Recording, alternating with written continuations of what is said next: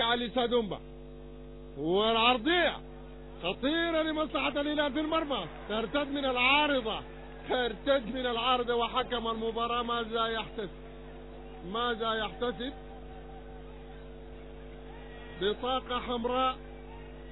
بطاقة حمراء وركلة جزاء لمصلحة الهلال. نتابع في الإعادة. مهند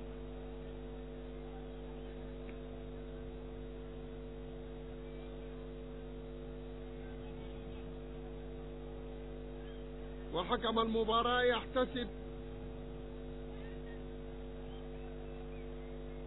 ركلة جزاء ويشهر البطاقة الحمراء.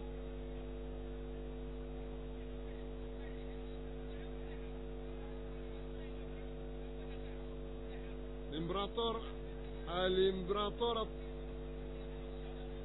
فيصل سيحة مع الزميل رضا يوضح الحالة. على كل، حكم المباراة يحتسب ركلة جزاء ويشهر البطاقة الحمراء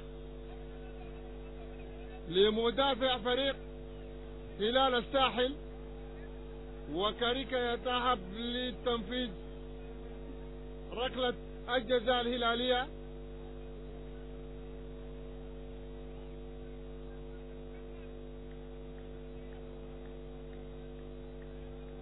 إذن مهند وترتد من القائم،